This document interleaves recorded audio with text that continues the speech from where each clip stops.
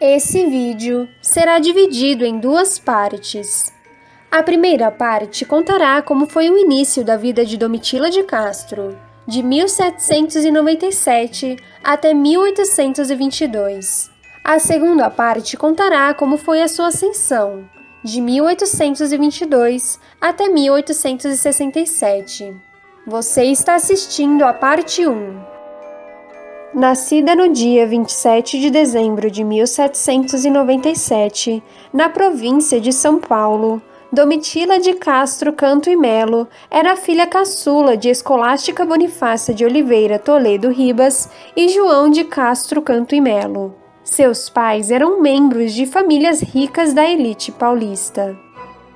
Não existem muitos registros sobre a infância de Titília, assim apelidada por sua família.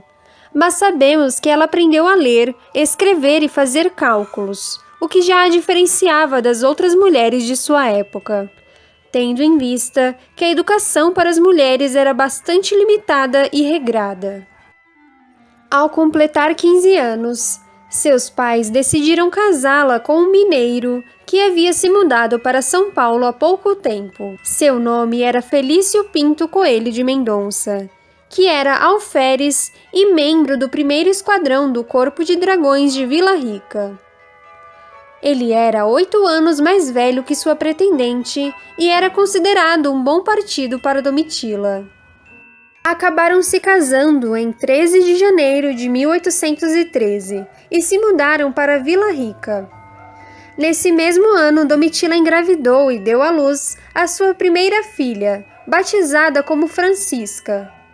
3 anos depois, Domitila engravidou novamente e deu à luz em novembro de 1816 a um menino que recebeu o nome do pai, Felício. A vida conjugal ia de mal a pior. Felício demonstrou ser um homem muito ciumento e agressivo, dado aos vícios da bebida e jogos de azar. Ele agredia e violentava Domitila constantemente. Cansada de tanto sofrer, Domitila tomou uma decisão muito corajosa para a época. Fugiu de Vila Rica para sua terra natal, a fim de salvar sua vida e conseguir o apoio de sua família, pois todos sabiam do caráter violento de seu marido. Entretanto, Domitila e seu marido acabaram se reconciliando. Desse reconciliamento, ela acabou ficando grávida e dando à luz ao terceiro e último filho do casal, que recebeu o nome de João, mas infelizmente o menino acabou falecendo ainda bebê. A paz durou pouco tempo após a reconciliação. Nessa mesma época, a mãe de Felício faleceu e o alferes recebeu como herança muitas terras.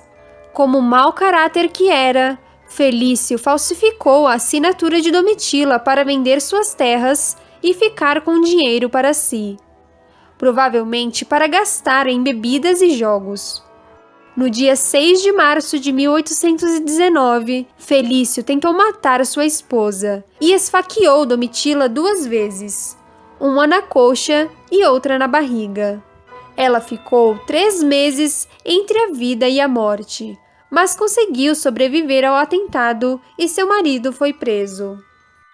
Felício afirmava que Domitila tinha cometido adultério com um oficial chamado Francisco de Lorena, mas o alferes não tinha nenhuma prova ou testemunha.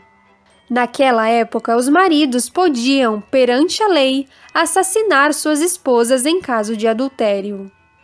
Domitila negou tudo. Todos sabiam da má fama de Felício como marido violento e alcoólatra.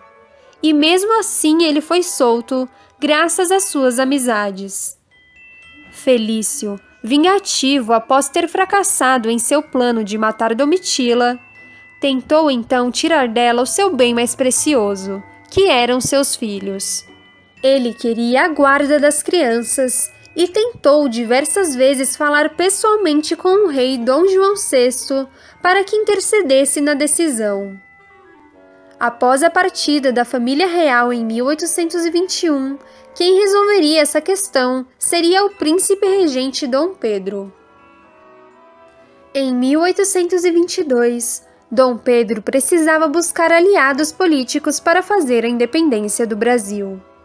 O príncipe, que estava casado há 5 anos com a arquiduquesa austríaca Leopoldina de Habsburgo-Lorena, já era pai de Maria da Glória, João Carlos e da futura princesa Januária, que estava no ventre de sua mãe. Todos sabiam da fama de namorador que o príncipe tinha e de seus casos extraconjugais que não eram nada discretos. Em agosto de 1822, Dom Pedro chegou à província de São Paulo para tentar buscar apoio e apaziguar a revolta da Bernarda de Francisco Inácio. Domitila era pouco mais de 9 meses mais velha que Dom Pedro. Contam que o príncipe vinha cavalgando junto à comitiva quando Domitila atravessou a estrada sendo carregada por uma cadeirinha de arruar por 2 escravizados.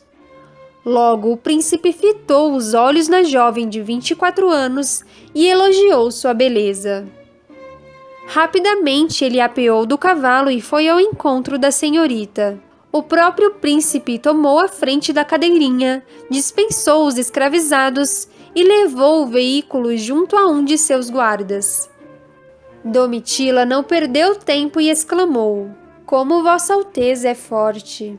Ao que Dom Pedro respondeu: "Nunca mais Vossa Excelência terá negrinhos como estes." No dia 29 de agosto de 1822, 9 dias antes do grito do Ipiranga, o casal dormiu junto pela primeira vez.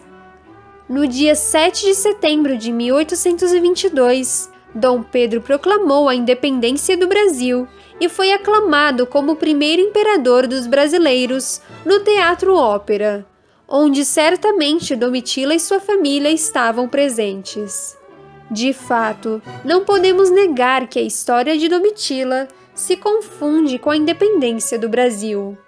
Ela foi, sem dúvidas, o escândalo do primeiro reinado.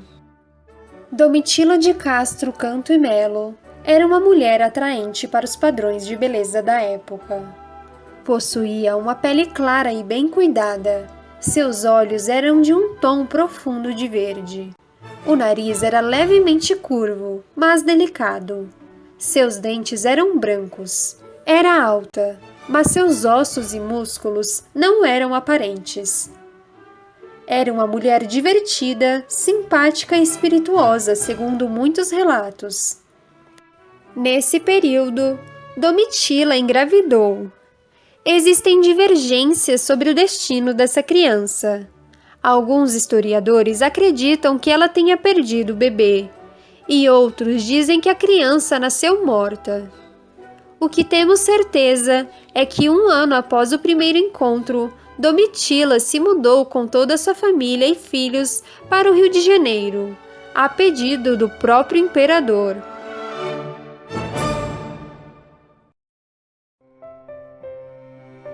Valorize a história e compartilhe esse vídeo com seus amigos.